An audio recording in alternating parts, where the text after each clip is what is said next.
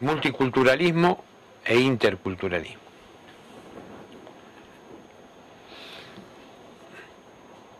Desde que el antropólogo Boas, norteamericano a principios del siglo XX, dijo que todas las culturas, que no había una cultura superior a la otra, que todas las culturas eran relativas, comenzó a desarrollarse, sobre todo en el ámbito de los antropólogos culturales norteamericanos, la teoría del multiculturalismo. Esta teoría del multiculturalismo, que nosotros la vemos ahora en todo su esplendor, ¿qué viene a sostener?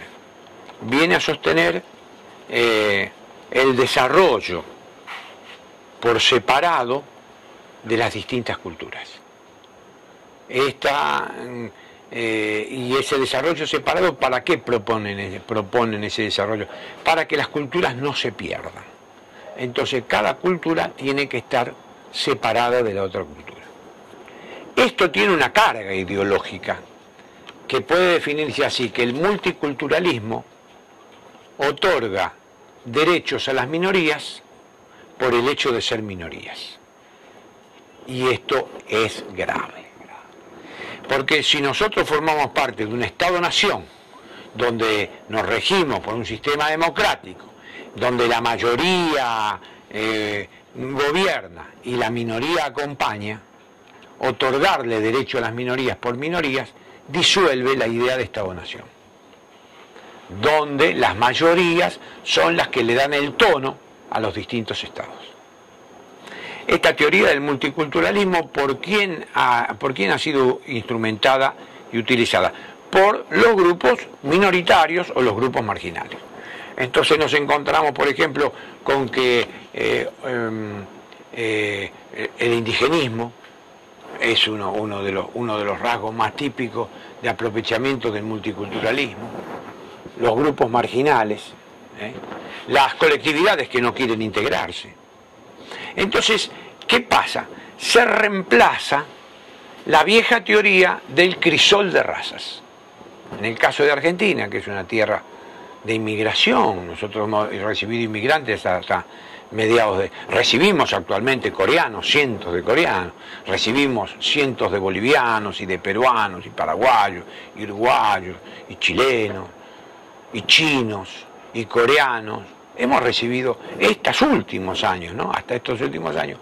Pero ¿qué pasa? ¿Por qué las recibimos nosotros? Porque nosotros partimos de una base, que la Argentina es un crisol de razas. Es decir, las razas se funden y dan esta raza cósmica, no decir cómica, ¿no? Cósmica, que somos los argentinos. Este individuo con valor universal, que nosotros creemos que tenemos un valor universal. Ahora, ¿qué pasa? El multiculturalismo disuelve, quiebra esta noción de crisol de razas y establece el desarrollo por separado. Entonces, vemos, por ejemplo, nosotros hoy en la Patagonia, que todo lo que han hecho durante 100 años, 150 años, desde Don Bosco para acá, que estuvo en la Patagonia, los salesianos, integrando a los descendientes de aborígenes, con los criollos, con los gringos, con los galeses, con los ingleses, y todos los alemanes y todos los franceses que hay en el sur en la Patagonia, ese trabajo que hicieron en los colegios para integrarlos, esto se disuelve alentado sobre todo por las usinas de poder norteamericanas, inglesas y norteamericanas, porque la sede, por ejemplo, de todo el movimiento mapuche está en Londres.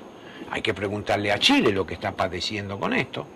Entonces, alentados por esto, ¿qué hacen? Bueno, le hacen recuperar un idioma que no es tal, le hacen recuperar banderas que no son tales, le hacen recuperar, es decir, comienza la instrumentación de lo aborigen por lo aborigen, la instrumentación de la minoría por la minoría. Lo que produce en realidad es el extrañamiento de esas propias minorías.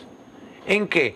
En una cosa que es, como dice muy bien este gran filósofo mexicano, porque le pasa en México también, él dice, termina en la parodia de lo indígena. Entonces vemos las grandes fiestas, las grandes celebraciones de indígenas, todos vestidos de vaya a saber de dónde sacaron los datos para vestirse de esa manera, con trajes de luz, lentejuelas y demás, y con lentes oscuros al mejor estilo norteamericano. ¿Cuándo se vio un indio con lentes oscuros? Si no existían los lentes ahumados. ¿Me entiendes? Y son contradicciones grandes. Ahora bien, este multiculturalismo, que en el fondo es una ideología, ¿qué se le contrapone? ¿Qué le podemos contraponer? Nosotros hace muchos años que venimos trabajando, no solo yo como un filósofo argentino, está por ejemplo un filósofo cubano que es Forné Betancourt, que trabaja sobre el tema del interculturalismo. Es decir, nosotros vamos a plantear el tema que la disyuntiva entre multiculturalismo e nos quedamos con el inter. ¿Por qué? Porque nosotros formamos parte de varias culturas, vivimos entre varias culturas al mismo tiempo. Sobre todo nosotros acá en América del Sur, vivimos en varias culturas al mismo tiempo, varias culturas en nosotros. Entonces, la validez es que nosotros no somos una cultura, nosotros somos muchas culturas. Estas muchas culturas, decía el Crisol de Raza, florecen en una cultura que decía Lugones, el hombre argentino. Yo creo que sí, el hombre argentino está un poco disminuido, el hombre argentino, ¿no? Un poco de capa caída, pero ha florecido. Esta cultura ha florecido sobre todo hasta mediados del siglo XX en el criollo. El criollo ha sido la expresión más grande que ha tenido América, que ha dado América. Ahora todo esto está muy depreciado, pero hay que pensar en términos interculturales. El multiculturalismo ha hecho políticamente un daño terrible a Bolivia, por ejemplo. Bolivia estableció ahora que son 36 pueblos originarios. Y los criollos, que son mayoría, el cholo, ¿dónde está el cholo? En Bolivia el cholo es el criollo, que no es ni tan español ni tan indio, que es la inmensa mayoría. ¿Dónde está representado? Si no están las 36. Y lo van poniendo en alguna de esas 36. No lo dejan como un producto genuino de América, como el famoso mestizaje americano, como la síntesis, esta cultura de síntesis que es América, que somos nosotros los americanos. No lo dejan. Es decir, todo esto va dirigido, por eso es grave esta disyuntiva entre multiculturalismo e interculturalismo, porque el multiculturalismo va dirigido al corazón, al meollo del producto más genuino de América, que es el criollo. Criollo que puede ser de 1000 orígenes. Nosotros nos referimos al criollo, al que no es ni tan europeo ni tan indio, a esta cosa que somos nosotros, que como decía Castellani, que somos mistongos, y bueno, somos mistongos, ¿qué quiere que le diga? Pero somos lo que somos. Y que comemos pizza, y comemos pizza como los italianos, pero también comemos asado. Comemos puchero, sí, también comemos. Y si tenemos que comer, también comemos asado de yegua, y también comemos cordero. Entonces, nosotros usamos el lazo, bueno, pero también usamos la boleadora. Todavía se sigue usando en el campo el lazo y la boleadora. Más el lazo, obviamente, que es mucho más criollo que la boleadora.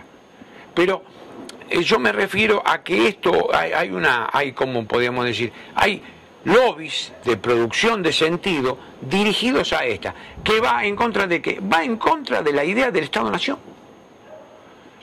Va incluso, peor todavía, en contra del gran espacio.